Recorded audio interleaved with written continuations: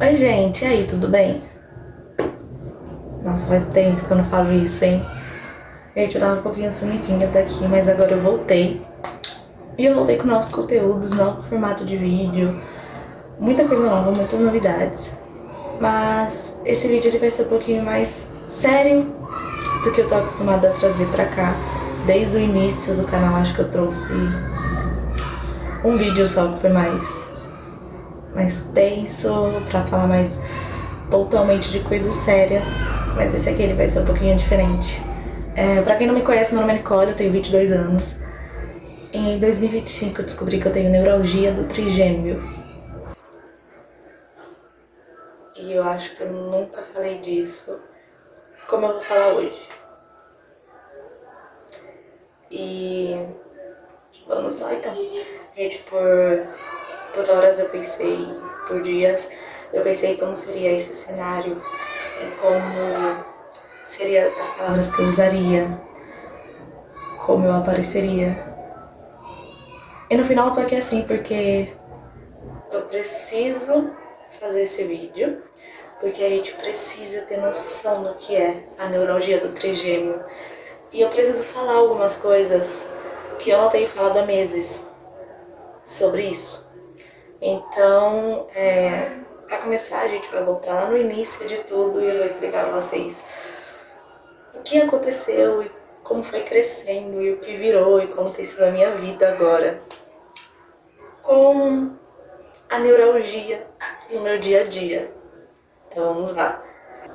Bom, tudo começou esse ano, 2025, lá em março.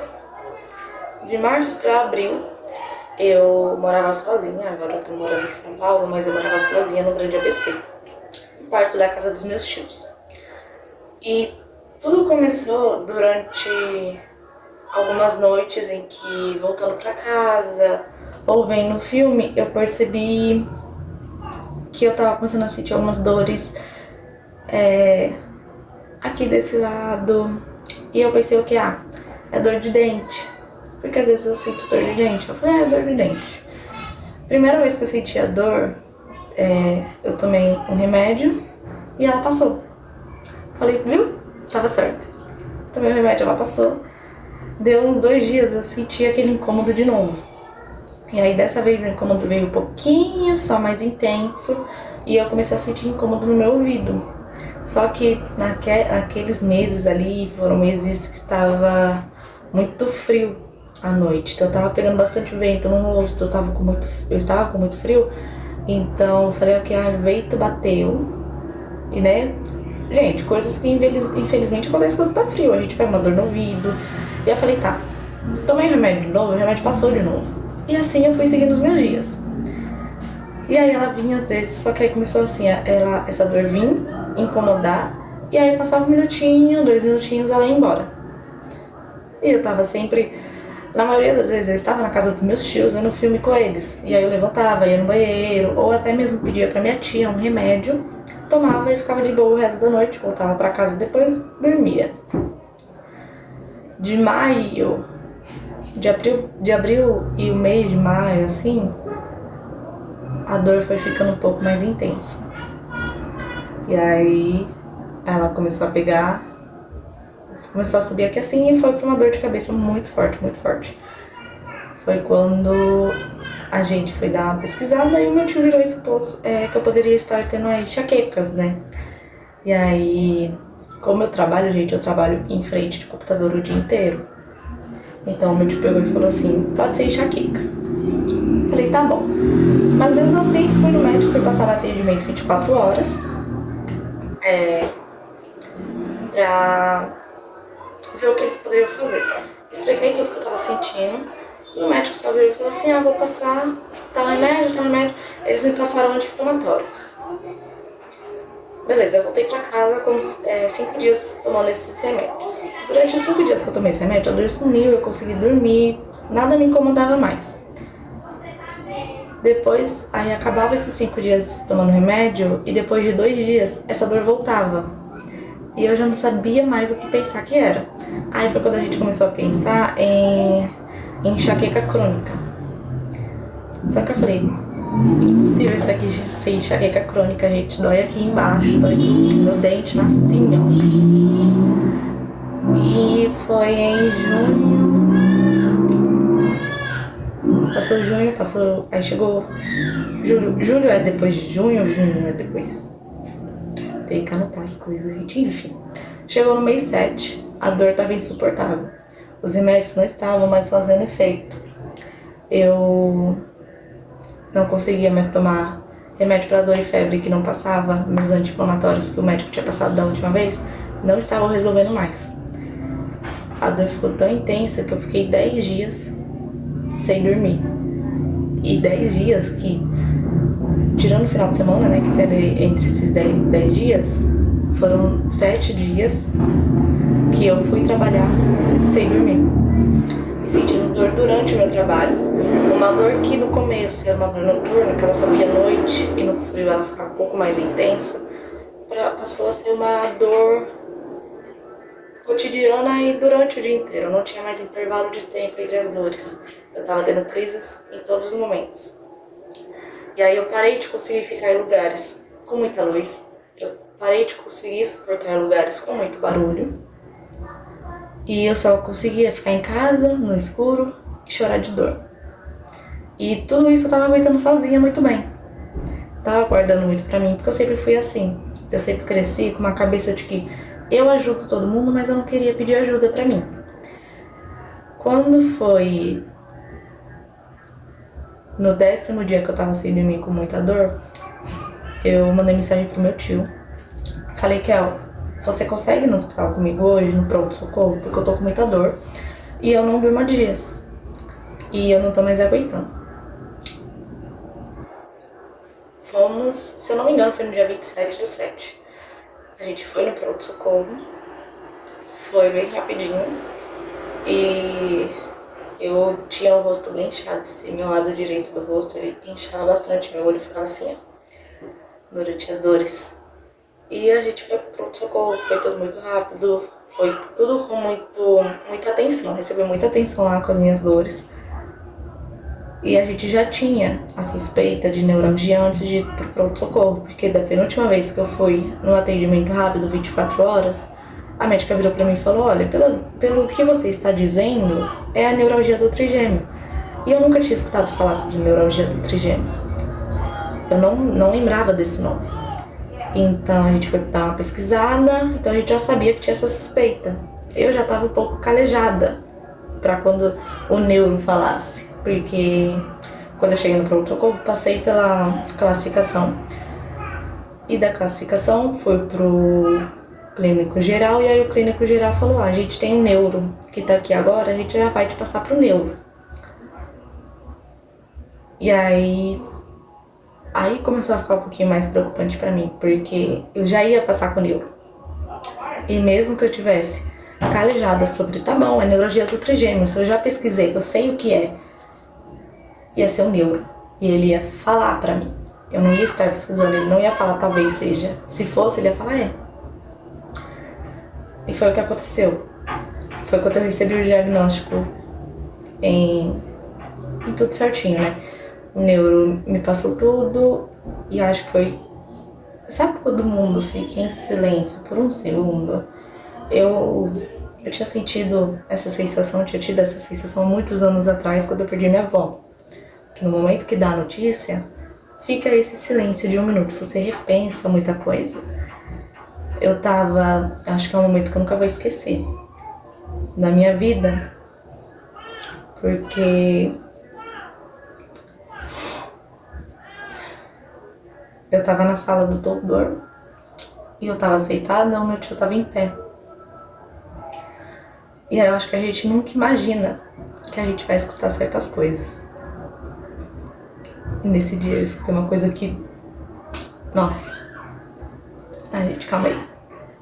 E nesse dia eu escutei uma coisa que de fato veio como um baque muito forte. O doutor virou pra mim. Eu tava sentada, meu tio em pé do meu lado. E aí o médico falou assim, eu vou pedir pra você fazer agora já uma tomografia pra gente ver se não é um tumor.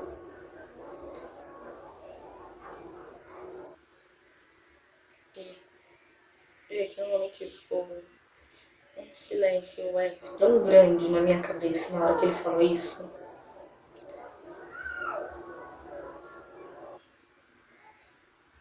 Porque eu acho que eu nunca imaginei. Eu tenho 22 anos, então eu nunca imaginei que na minha vida inteira eu ia escutar um médico falar que eu ia ter que fazer um exame pra ver se não era um tumor nessa região do meu rosto. E eu acho que na hora ficou um pouco visível que eu fiquei assustada, porque aí ele já veio me tranquilizando, já falou que a gente só ia fazer pra tirar a possibilidade de ser mesmo, porque eu sou uma menina muito jovem, eu tenho 22 anos.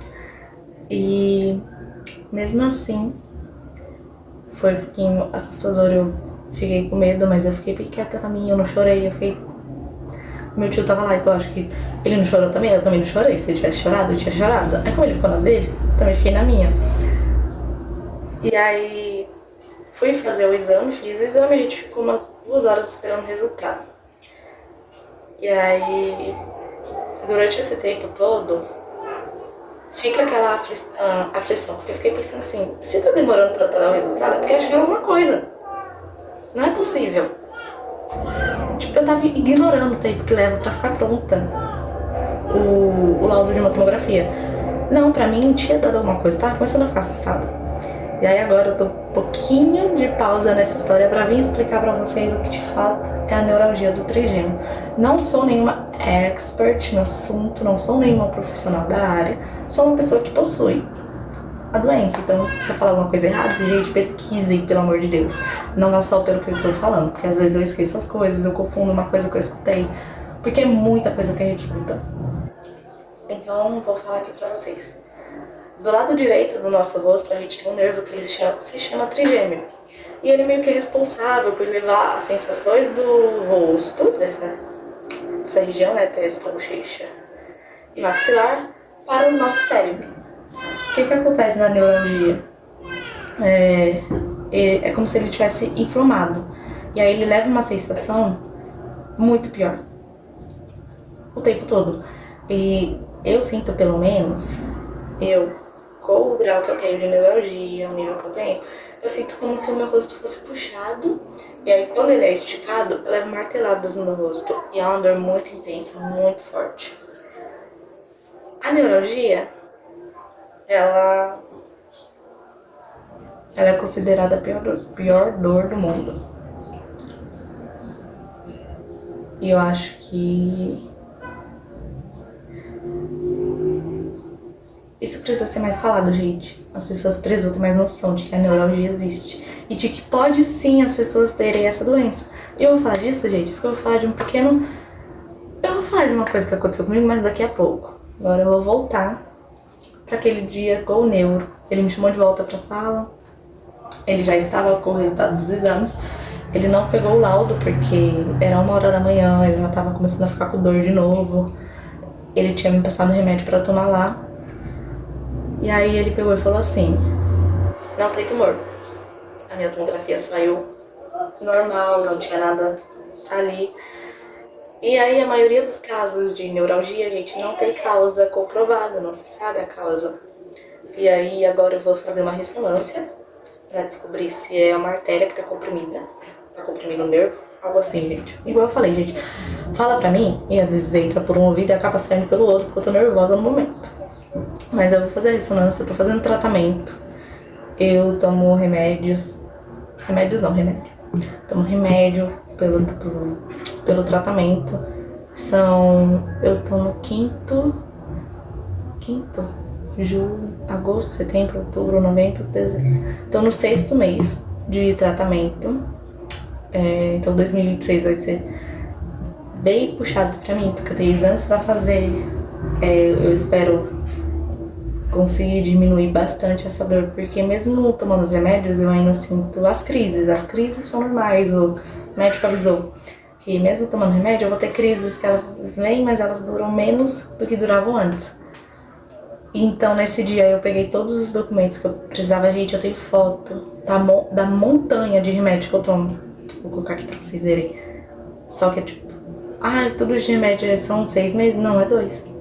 Aí a cada 2 meses eu pego. Então eu entrei agora no 6º mês de tratamento.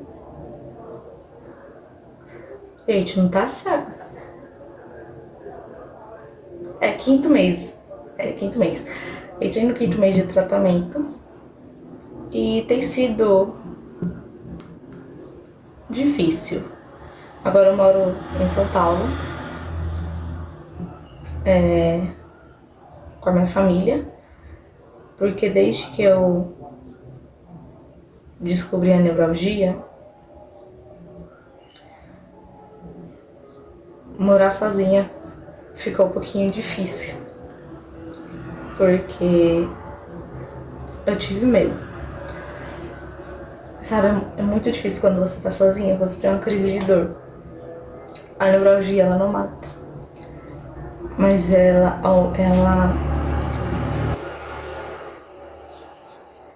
ajuda muito, assim, em subir a taxa de pessoas que tiram a própria vida por causa da dor insuportável da doença.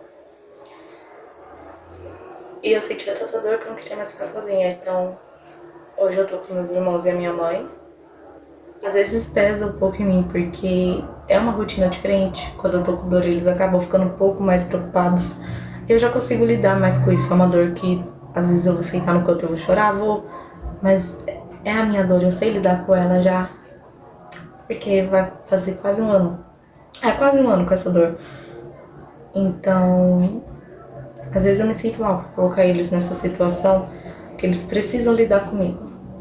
Porque a gente meio que se sente um peso para outras pessoas, porque é muito remédio, é horário para tomar remédio. Se a gente sai, por exemplo, para casa de alguém e dá 2 horas da tarde a gente tá na casa de outra pessoa, eu vou ter que dar uma saidinha para tomar um remédio, ou meu celular vai despertar muito alto por causa do meu remédio. Então, pelo menos eu fico um pouco incomodada com essas coisas. Mas durante todo esse processo, aconteceram muitas coisas que me fizeram abrir os olhos. Tanto coisas negativas, que eu também vou falar aqui, como positivas. Eu vou começar a falar as negativas, gente, porque aí a positiva vem e dá uma equilibrada. E a gente fica num bom humor de novo. Primeiro ponto das negativas. Gente, eu não aguento mais escutar que eu tenho uma doença por falta de Deus. E eu juro que eu vou sair bloqueando todo mundo, continuar colocando essa ideia, tentando enfiar essa ideia na minha cabeça. Tá bom? Quando a doença começou, quando a dor começou, eu estava na igreja, não tô mais, tô afastada, mas eu estava na igreja e eu só parei de ir porque é uma doença que eu tenho gatilhos de dor. Eu tenho diversos gatilhos. Se eu acordar num dia que eu tô um pouquinho irritada, que o meu rosto tá um pouquinho dolorido, eu não posso lavar o meu rosto com água gelada. Eu tenho que tomar cuidado com o que eu mastigo. Eu tenho que tomar cuidado com o que eu bebo. Eu tenho que tomar cuidado com o quanto que eu falo. Porque tudo isso pode gerar um gatilho pra me ficar com dor o resto do dia. E eu não sabia disso ainda, mas quando eu estava indo, gente, é caixa de som, é microfone alto. Faltava eu sentar no cantinho de lá e chorar. Então eu parei de ir. Eu ficava só em casa, mas eu não tava indo pra rolê, eu não tava indo pra bar, eu não tava indo pra lugar nenhum, porque eu não aguentava. E eu não vou esquecer porque teve um dia. Gente, eu acho muito engraçado. Não é que me dói, gente, não é que me deixa triste, tá? É que me deixa fula da vida. Eu estava indo na casa dos meus tios. Eu morava perto deles, eu estava morando sozinha. Não era completamente sozinha porque eu tinha os meus tios. E aí eu tava indo pra casa deles porque eu já tava com a dor. Eles já tinham entendido o nível da dor, mas eu morava perto dos meus tios. E eu não tava aguentando cozinhar. Então às vezes eu ia pra lá, minha tia que fazia a janta pra mim, eu ia buscar pra mim comer alguma coisa, porque eu tava sem dormir. O meu tio falava pra mim subir pra mim comer, ou pra ver se lá tinha algum remédio que eu ia tomar. Isso, gente, foi um pouco antes de eu ter o laudo, antes de eu passar com o neuro. Eu encontrei com uma pessoa na rua, e eu vou falar, se isso aqui chegar na pessoa, não me mande mensagem, não tente se explicar. Se quiser falar mal de mim, fale mais do que você já falou. E é isso. A pessoa me encontrou na rua e perguntou por que eu estava sumida e por que eu não estava respondendo ninguém. Primeiro, eu realmente estava sumida, gente, porque eu estava chorando de dor no meu quarto. E as únicas pessoas que sabiam disso eram as pessoas que tinham mais convívio comigo, por costume. Então, as meninas do meu trabalho e os meus tios, porque eles faziam comida pra mim. Eu não tava respondendo ninguém no WhatsApp, eu só subia na casa dos meus tios, porque era um costume meu chegar do trabalho e já passar lá. E como eu fazia isso todo dia, eles me viam todo dia, se preocupavam comigo todo dia, eles viram todo dia a dor crescendo. Então, quando eu chegava lá, eles já sabiam que eu poderia estar com dor. Eles levavam a sério. Quando essa pessoa me encontrou e falou, eu não estava respondendo ninguém mesmo, porque eu não estava mais entrando em rede social. Eu não estava mais entrando. Gente, eu não aguentava a luz do meu celular. O meu celular ficava com filtro de luz amarela o tempo todo, porque eu não aguentava. Isso aqui latejava, o meu olho parecia que ia pular para fora. Eu pensei que eu tenho uma condição que é considerada a pior dor do mundo e eu não estava fazendo tratamento ainda. Eu estava pela misericórdia ali. Então eu não tava mexendo no celular, eu não tava respondendo ninguém mesmo. E aí eu peguei e eu virei, com a minha boa sinceridade, eu fui falar a verdade. Expliquei a condição que eu estava, expliquei as dores que eu estava sentindo. E, gente, eu acho que eu nunca me arrependi tão rápido de ter parado na rua pra falar com essa pessoa. Porque eu deveria ter passado reto. Eu não posso passar estresse, tá, gente? Porque estresse aumenta minhas dores também. Eu não teria me estressado naquele dia. Por quê? A pessoa virar, quando você fala que você tá sentindo alguma coisa, virar pra você e falar assim, cadê o laudo? Se você tá com essa dor porque você mora sozinha, deveria já estar aqui morando com os seus tios. Por que você ainda está trabalhando? Só que, gente, uma coisa é você virar, você falar como os meus tios chegaram em mim, ou a minha mãe virou pra mim e falou, mas você vai continuar trabalhando? E não com uma voz de cinismo acima do que você pode imaginar. Como se... porque a sensação que ficou, aquilo que ficou pairando no ar assim, foi de que eu estava mentindo. Gente, eu tava 7 dias sem dormir naquele dia. Tava chegando perto do 10º dia que eu fui ver o neuro. A minha cabeça assim, ó, eu tava morrendo de dor naquele dia. Estava um frio pra pessoa virar pra mim e querer me tratar como se eu estivesse inventando uma doença pra não ver ela. Fala, gente, eu nunca inventei doença nem pra faltar do trabalho. 3 anos na mesma empresa, quase 3 anos na mesma empresa, e eu fui começar a apresentar atestado esse ano porque eu tô doente. E aí essa pessoa agiu assim. Tanto que é uma pessoa que hoje eu sei, tipo, ninguém dali olha mais na minha cara porque sabe que eu não quero. Porque aí o que acontece? Depois essa pessoa tinha meu número. E aí a pessoa não satisfeita, eu peguei o laudo, aí passou uns dias e eu consegui voltar a ter uma vida, né? Voltar mexendo no celular um pouquinho. E aí eu postei só um textinho no status do WhatsApp que falava assim,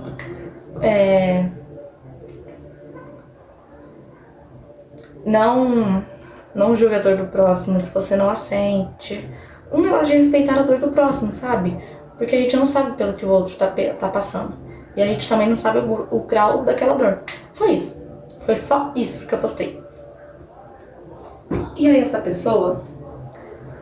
Eu não tô citando o nome, gente. Se quiser me processar, me processa. Mas aí essa pessoa mandou mensagem assim... Jesus tem a cura, mas ele também não trabalha em lugar de mentira. Aí eu fiquei, quê? Falei, como assim? Não trabalha em lugar de mentira? Não respondi. Só que aí eu fiquei estressada. E a gente às vezes erra também. E aí eu fui e postei um querido diário, bom dia, o povo perdeu a noção. Porque, gente, isso pra mim é você perder a noção. Se você não vai me ajudar, se você não vai comprar 15 cartelas do remédio que eu tomo, você também não vai opinar na minha vida. Você também não vai falar que eu tô mentindo. Você não vai querer que eu te responda se você falar essas coisas. E aí eu postei isso. E aí depois a pessoa tentou se colocar no lugar de vítima, eu também não respondi mais, também não quero responder. Se vê, se não vê, desveja, não veja, não me mande mensagem, não me incomode. Eu não quero. E aí, gente, isso foi a primeira coisa negativa que aconteceu. As outras foram mais coisas que, mais que eu abri meu olho, sabe? Que eu percebi que eu ajudaria se fosse outra pessoa, mas a pessoa não me ajudou. Mas em pontos positivos, gente, eles derrubam todos os negativos. Porque eu tive os meus tios que me ajudaram muito. Os meus tios, se eu precisasse, eu dormia na casa deles. Os meus tios fizeram janta pra mim comer enquanto eu tava com dor. Eu tive amigas que... Consigo citar o nome de todas aqui, porque foram um total de 3. Mas eu tive a Giovana, que me mandou mensagem no mesmo instante que eu contei pra ela o porquê que eu tava sumida depois que saiu o laudo. Expliquei um pouquinho pra ela. Giovana mandou mensagem pra mim falando: amiga, tudo bem, eu imagino que você deve estar pensando, se você precisar de alguma coisa na sua casa me avisa, que até ir aí pra fazer faxina eu vou, se precisar. A Ana, a amizade de 11, 12 anos, a Ana mandou mensagem falando que tava tudo bem, que se eu precisasse de um tempo pra me acostumar, ela entendia, ela não ia ficar buscando mensagem, indo atrás, mas que se eu precisasse também, era eu chamar que ela ia ir lá pra casa. A Isabela, gente, a Isabela mora em outro estado, a Isabela, e eu aqui, ó. Mas a Isabela ficou acordada comigo até 2 da manhã no dia da tomografia, esperando o resultado. Isabela, quando eu tinha crises, a Isabela ficava acordada comigo durante a noite enquanto eu chorava. E às vezes ela falava que tava com sono, eu falava que já tinha passado e que eu ia dormir só pra ela ir dormir, e aí eu ficava acordada sozinha. Então eu tive um apoio, uma rede de apoio muito grande. Isso sem contar minha mãe. A minha mãe, mesmo a gente morando distantes, minha mãe foi a pessoa que me esticou a mão, que me deu colo, porque acho que a gente pode ganhar o colo que for, gente, mas colo de mãe é colo único. Então agora, morar com ela de novo, ter a sensação de que eu tô com dor e eu posso deitar a cabeça assim no colo da minha mãe, não vai melhorar, mas vai me dar conforto. Então assim, eu tenho os meus pais, eu moro com a minha mãe, meu pai e meus irmãos. Então eu tenho as crianças. Esses dias eu tive crise de dor, eu tava deitada à noite e a Bruna sentou no chão e ficou segurando minha mão até a dor passar. Ficou conversando comigo até a dor passar. Então assim, eu acho que independente dos pontos negativos que eu tive até aqui, em questão de apoio e de apontarem o dedo pra mim, eu tive o dobro nos positivos. Porque eu entendi que você pode ter a opinião que você quiser sobre a minha doença, você pode pesquisar que você vai ver. Eu só nunca vou desejar que você sinta o que eu sinto. Porque eu não queria sentir isso, e é uma dor que eu não desejo a ninguém, gente. A ninguém. Porque a partir do momento que eu senti essa dor, tudo na minha vida mudou. Os meus futuros planos, alguns dos meus sonhos. Eu tenho uma doença que eu aceitei e virei pro médico, e a primeira coisa que eu perguntei foi: e se eu quiser ter filhos um dia? Então assim, toda a minha vida mudou. Eu faço tratamento com anticonvulsionante agora. Então assim, eu nunca imaginei que eu ia tomar anticonvulsionante, gente. Eu sempre vivi a minha vida, eu sempre fui animada, sempre quis conhecer coisas novas, sempre corri pra lá, sempre corri pra lá. Sempre tive planos de viajar pra tanto lugar. E não que eu tenha perdido todos eles, mas agora eu tenho que replanejá-los de uma forma completamente diferente. E eu acho que eu vou postar bastante sobre isso aqui. Eu acho que foi, sabe, pra começo é isso que eu tenho pra falar, gente. Que essa é a doença, pesquisem sobre, tenham noção do que é a neuralgia do trigêmeo, pra não machucarem alguém que tem perto de vocês, mesmo sendo uma condição rara. Não machuquem pessoas que estão perto de vocês e sentem essa dor. Não peçam laudo, porque isso fere muita gente, tá bom? Sejam pessoas com noções, ajude, tá bom? E... peraí, gente. Tá muito calor, eu tô... Mas assim, como eu tava falando, ajudem, pensem bem sobre o que vocês falam para as outras pessoas. Isso não é só que tem neuralgia, é sobre todo mundo. Porque se você tem uma condição e você quer que as pessoas te respeitem por isso, respeite também as outras pessoas que têm condições diferentes que a sua. Não é porque uma dor, uma doença não é visível que ela não dói. Eu sou uma pessoa que eu estudo psicologia. Então, pra mim, eu vejo muita gente desmerecendo doenças que não dá pra ver, como ansiedade, depressão.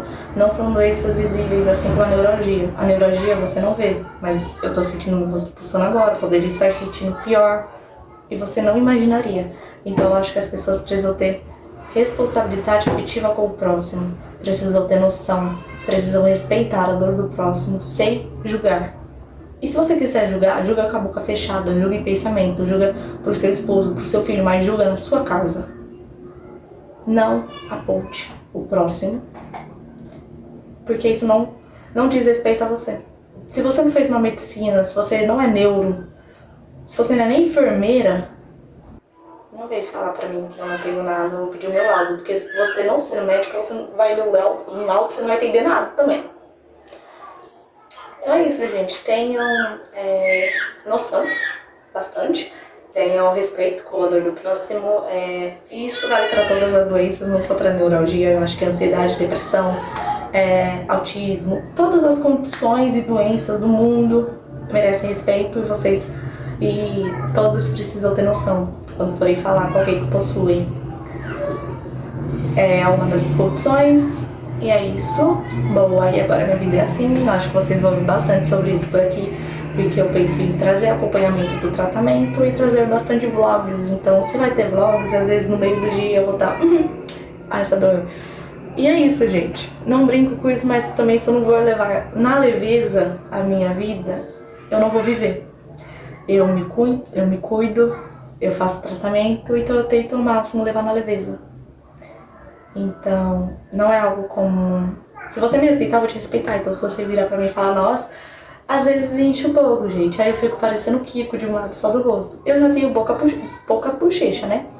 E aí, então, se você for brincar comigo, mas se você fizer uma brincadeira respeitosa e você for uma pessoa que eu sei que me respeita, a gente vai brincar. Porque a vida já é tensa demais, a vida já tá difícil demais, então eu tento levar com um pouquinho de leveza as coisas. Então, é isso. Por hoje é só. Era esse assunto. Pesquisei sobre a neurologia, é importante para vocês saberem um pouquinho sobre essa doença. Até a próxima. Quem quiser me processar